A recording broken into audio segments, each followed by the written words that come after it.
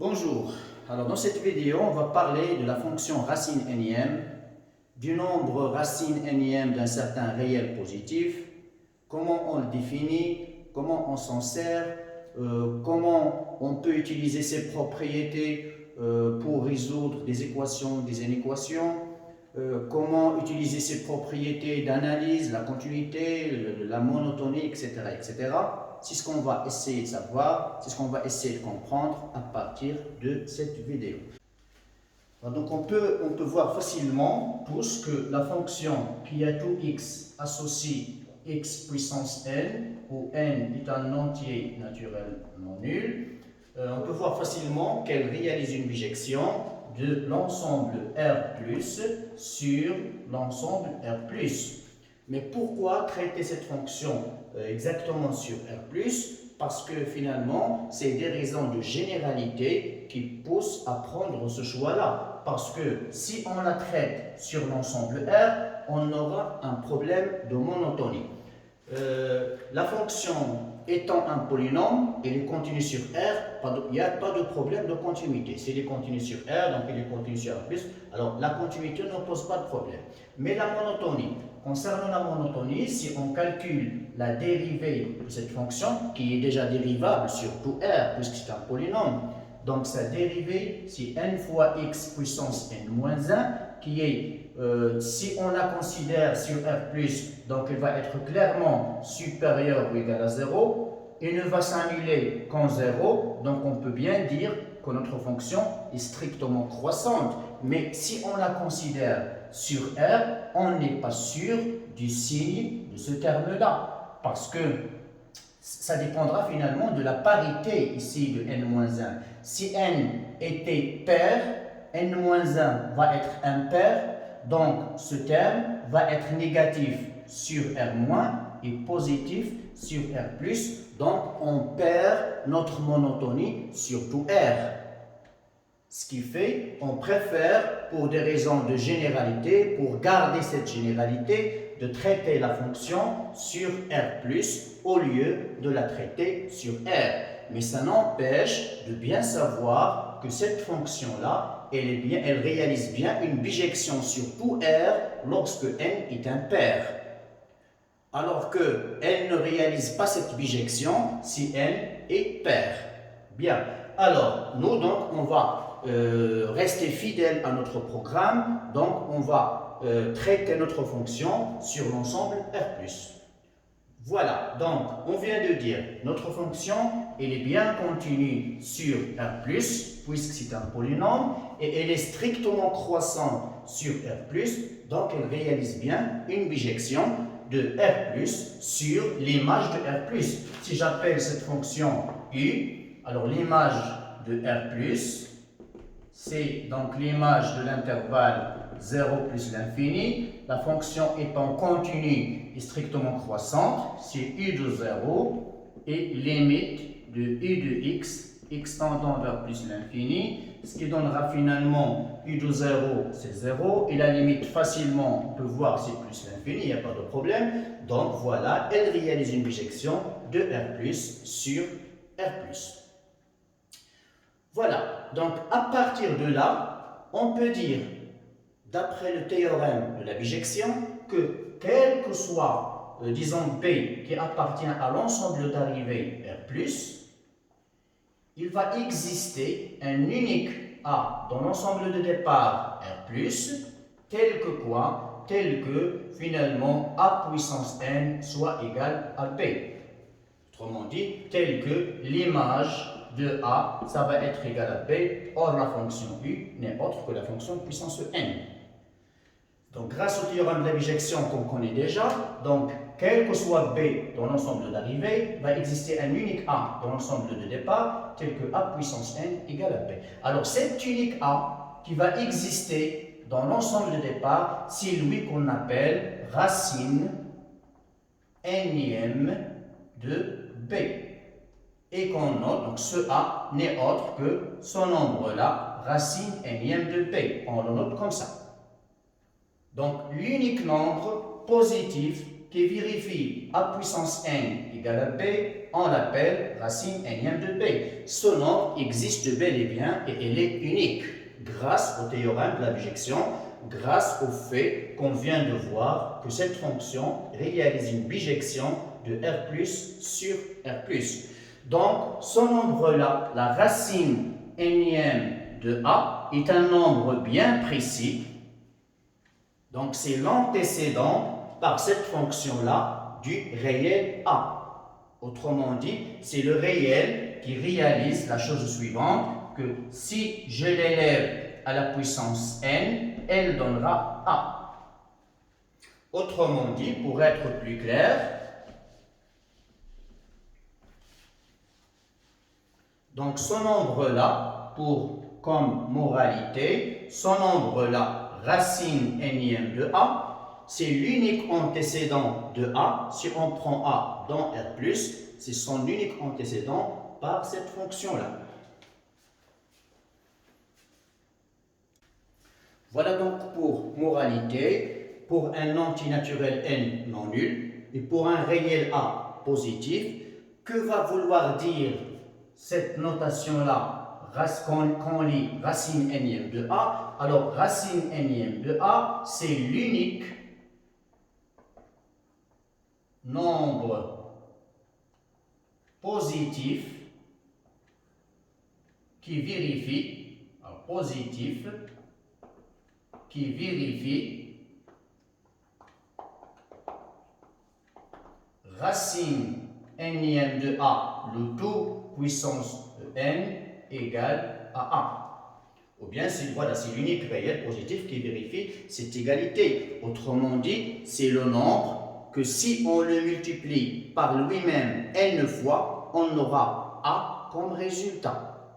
Ça veut dire quoi donc la racine cubique de 2? La racine cubique de 2, c'est le nombre que si on le multiplie par lui-même 3 fois, ça donnera comme résultat 2. Ça veut dire quoi la racine cinquième de 7? C'est l'unique nombre que si on le multiplie par lui-même 5 fois, il va donner comme résultat 7. Donc déjà, pour avoir une idée sur le sens de ce nombre-là, c'est l'unique réel positif qui vérifie cette égalité. Alors, on s'est mis d'accord, grâce à ce qu'on avait dit tout à l'heure, qu'on ne peut donc appliquer ces racines énièmes qu'aux nombres positifs. On ne peut pas, dorénavant, on ne peut pas appliquer la racine énième à des nombres négatifs. Donc, on s'est mis d'accord qu'on appliquera nos racines énièmes que sur des nombres positifs.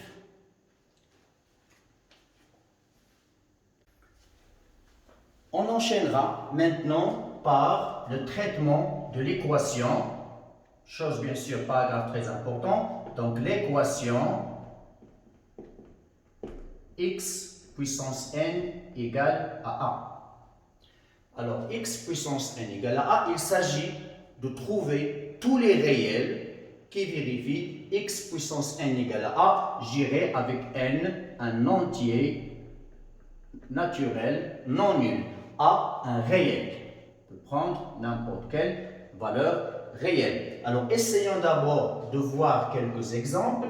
Alors, lorsque j'ai ici, par exemple, x puissance 4 égale à 5, alors quels sont tous les réels qui vérifient cette égalité? On sait déjà, d'après ce qu'on avait dit tout à l'heure, que l'unique réel qui, élevé au puissance 4, donnera 5, c'est la racine quatrième de 5. J'ai dit l'unique réel positif. L'unique réel positif qui vérifie cette égalité, c'est ce réel-là qu'on note racine quatrième de 5. Donc, une fois j'ai x puissance 4 égale à 5, je peux déjà dire que x est égal à la racine quatrième de 5. Mais bien sûr, notre équation, on doit la résoudre dans R. Y a-t-il des... Je vais me demander si cette équation admet bien des solutions négatives. Je sais déjà qu'elle admet une unique solution positive, d'après ce qu'on a dit tout à l'heure. Mais est-ce qu'elle admet aussi des solutions négatives? Eh bien oui, parce que l'opposé de cette solution est bien une autre solution de l'équation. donc moins racine quatrième de 5 élevé à la puissance 4 donnerait bien 5 aussi. Puisque le moins va s'éliminer grâce à la puissance paire, restera donc racine quatrième de 5 puissance 4, on sait bien que ça donne 5, puisqu'on avait dit tout à l'heure que la racine nième de a, le tout puissance n, ça donne a. Donc, je peux bien dire ici, à partir de cet exemple-là, que si x puissance 4 égale à 5, alors j'aurai deux solutions, ou bien x égale à la racine quatrième de 5, ou x égale à moins la racine quatrième de 5. Autre exemple, l'équation x puissance 4 par exemple égale à moins 7. Alors il est facile de déduire que cette équation n'admet pas de solution, puisque le x puissance 4 elle est toujours positif à cause de cet exposant paire. Le moins 7 il est négatif, donc impossible d'avoir cette égalité entre moins 7 et un nombre qui est positif. Donc lorsque le a ici, lorsque le a est négatif et notre n est pair, donc il n'y a pas de solution. Si maintenant on est devant cette équation, x puissance 3 par exemple égale à 2, quels sont tous les x qui vont vérifier finalement x puissance 3 égale à 2? Alors là, donc déjà on sait qu'il existe une unique solution positive, c'est la racine cubique de 2. C'est l'unique solution positive. Est-ce que cette équation peut admettre des solutions négatives? Bien sûr non, parce que si x est négatif, son cube aussi va être négatif, donc il ne peut pas être égal à 2. Donc cette équation ne va admettre que des solutions qui sont positives, et c'est l'unique solution, c'est racine cubique de 2. Finalement, si on est devant cette équation x puissance 3 égale à, disons, moins 4, alors on voit bien que cette équation ne peut pas admettre de solution positive, puisque un positif élevé au cube restera positif, et ça ne peut pas être égal à moins 4. Mais on le sait, puisque l'exposant est impair, si x est négatif, on peut bien avoir, enfin le x3 va rester négatif. Donc on peut procéder de la façon suivante pour se ramener au cas qu'on connaît. On va multiplier les deux membres par moins, ce qui donnera ici 4. L'exposant impair va nous permettre de faire entrer le signe moins à l'intérieur, et on a comme ça. Et voilà, vu que le 4 est positif, donc on sait que cette équation va admettre une unique solution, donc voilà, qui va être négative déjà, puisqu'ici le moins x, pour qu'il soit positif, il faut que x soit négatif. Donc je peux déjà dire ici que voilà, mon grand x puissance 3 égale à 4. Cette équation admet une unique solution positive. Donc si grand x va être égal à la racine cubique de 4, mais le grand x n'est autre que moins x qui va être égal à la racine cubique de 4, et finalement x c'est moins la racine cubique de 4. Et voilà, donc je peux résumer en disant que si je suis devant cette équation-là, x puissance 3 égale à moins 4, alors là, je vais déduire que x est moins la racine cubique de 4. Donc, vous voyez bien que dans ce cas-là, paire positive, ça donne deux solutions, paire négative, c'est vide, impair positif, une unique solution, impair négatif, une unique solution. On peut donc récapituler tout ça et le résumer dans le tableau suivant. Voilà, donc ce tableau-là va nous résumer toutes les éventualités. Voilà, je mettrai ici, bon, voilà, là donc j'aurai le cas A positif, là le cas A négatif, et là n pair, la parité de n, et la n impair. Donc le tableau, il concerne la résolution de l'équation x puissance n égale à a. Alors lorsque a est positif, n est pair, on aura deux solutions, ou bien x égale à la racine nième de a, ou x égale à moins la racine énième de a, c'est à l'image de cet exemple-là. Si n est pair, a est négatif, je mettrai ici strictement. Bon, je vais éliminer le cas égal à 0, puisque finalement c'est évident. Cette équation-là, x puissance n égale à 0, a une unique solution, c'est 0 bien sûr. Donc, c'est pas intéressant donc d'insérer ce cas-là dans le cas général, puisque c'est évident. Voilà, et lorsque n est pair et a négatif, à l'image de cet exemple-là, est facile de s'en convaincre, l'ensemble de solutions est vide. Lorsque le a est positif, n est impair, on a une unique solution, c'est la racine énième de a. Et lorsque le a est négatif et n impair, encore une fois une unique solution, mais c'est moins la racine énième de moins a bien sûr.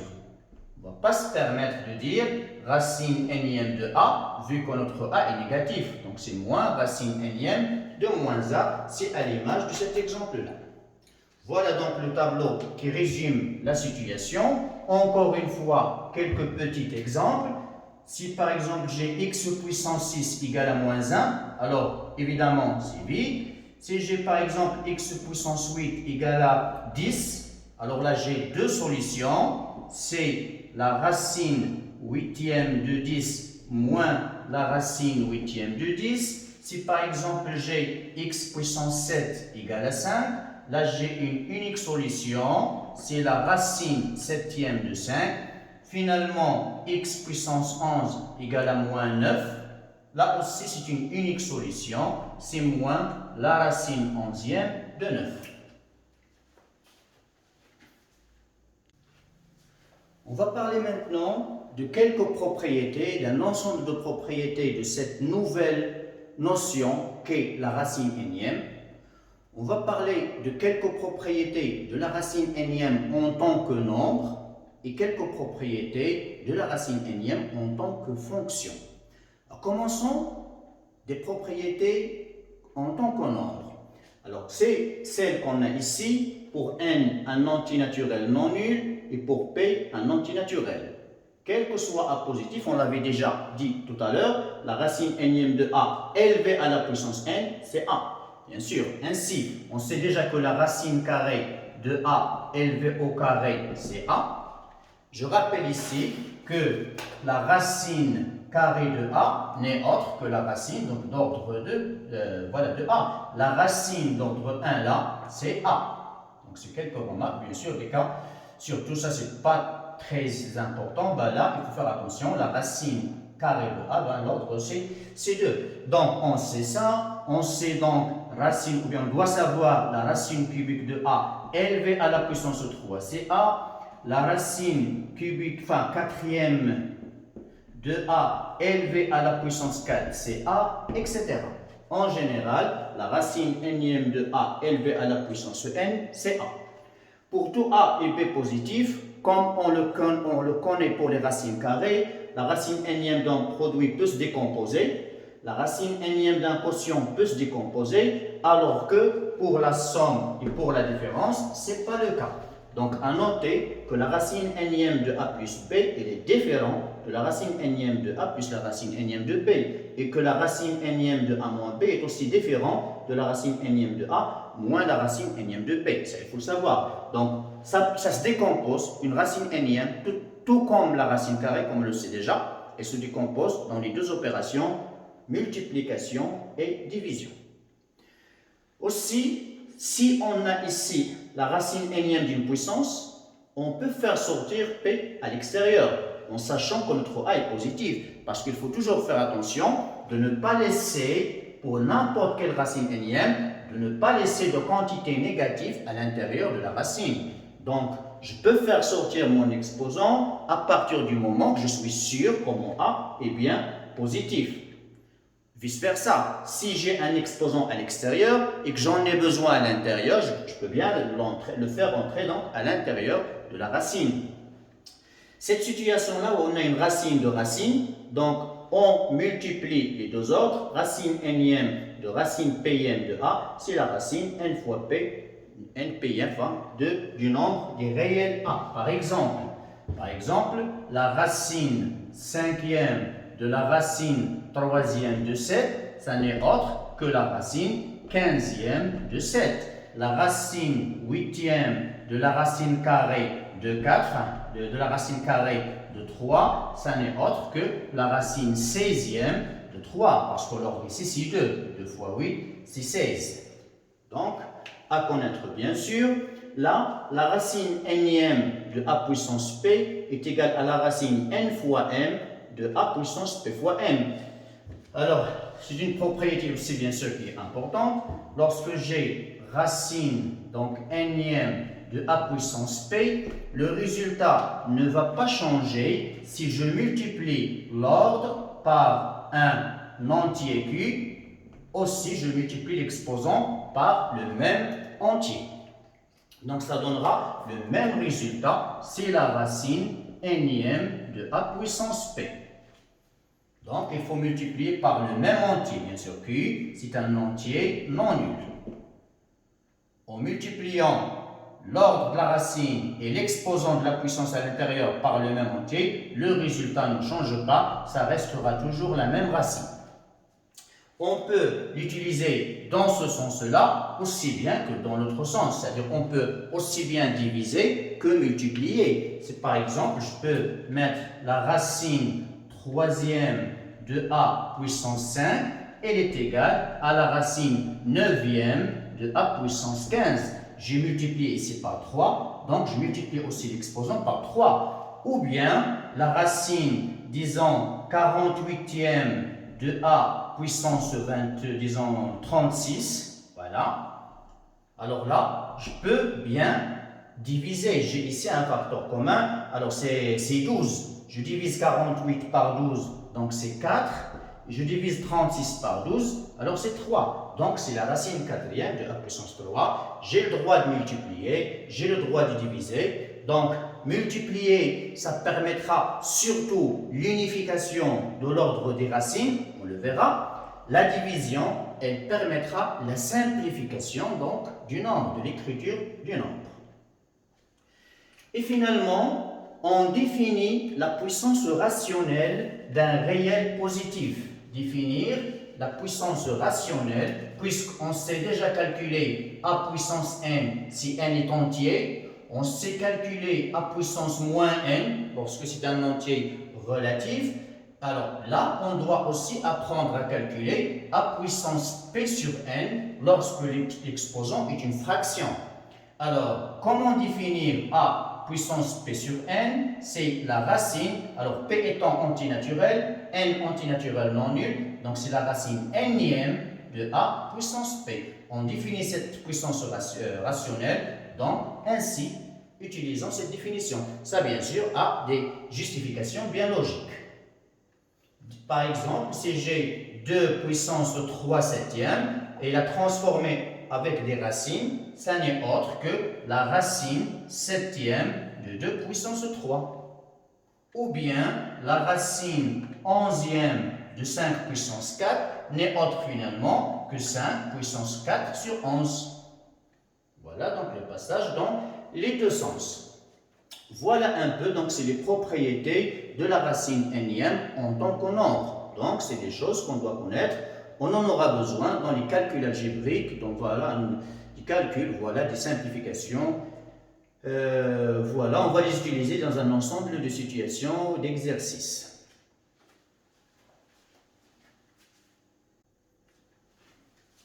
Alors parlons maintenant des propriétés de la racine nème en tant que fonction. Alors déjà, comme on l'avait dit tout à l'heure, que la fonction x puissance n, elle réalise une bijection de R plus vers R plus.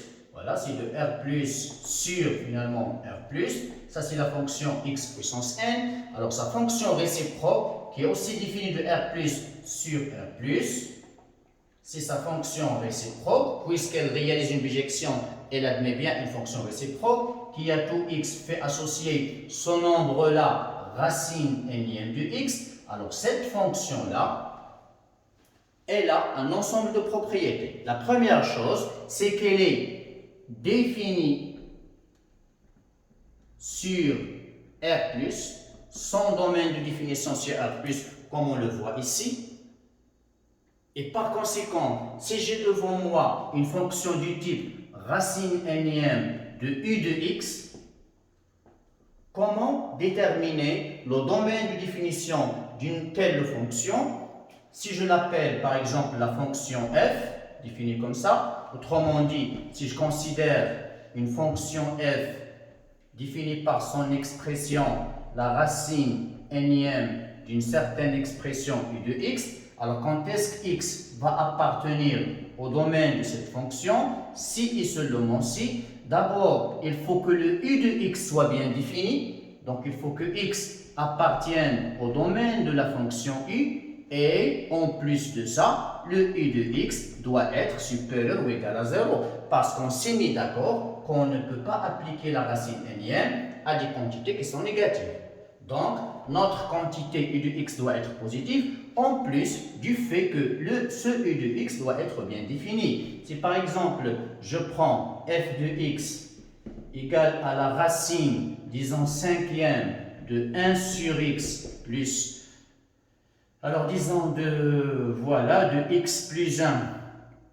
Alors, pour que ce soit, voilà, donc de 1 sur x, disons moins 1, si j'ai une fonction comme ça, alors son domaine de définition, x va appartenir au domaine de définition de f, alors c'est équivalent à quoi? Il faut déjà que ce u de x soit bien défini, et pour qu'il soit bien défini, il faut que ce dénominateur soit non nul. Donc là, c'est la condition qui donc donne, c'est ce qu'on a écrit ici, il faut que ce u soit bien défini. Donc voilà notre u de x. Pour qu'il soit bien défini, il faut que ce dénominateur doit être non nul. Et en plus de ça, pour notre quantité à l'intérieur, elle doit être supérieure ou égale à 0. Ce qui va être équivalent à x différent de 0. Et là, donc mieux de réduire au même dénominateur et de traiter cette inéquation grâce à un tableau de signes. Ce qui nous intéresse ici, c'est de bien écrire au départ ces conditions. Il faut écrire les bonnes conditions, les conditions convenables qui répondent au domaine de définition. Donc, pour que x soit dans le domaine d'une telle fonction, une fonction écrite comme ça, il faut que déjà que le u de x soit bien défini. X doit appartenir au domaine de u, à l'image de cette condition, et le u de x qui est à l'intérieur de la racine doit être supérieur ou égal à 0. Voilà. Donc ça, c'est pour le premier point concernant cette fonction-là. Elle est définie sur R+. Deuxième chose, elle est continue sur R+. Pourquoi elle est continue sur R+? Parce que finalement, c'est la fonction réciproque d'une fonction qui est continue. On sait bien que f-1, elle est continue sur l'intervalle j grâce à la continuité de f sur l'intervalle i, f-1 étant la réciproque de f. Donc, puisque cette fonction est bien continue sur son intervalle R+, donc sa réciproque est aussi continue sur son intervalle j. Voilà, donc on a la continuité de notre fonction racine énième sur tout son domaine R+. Et aussi, elle est strictement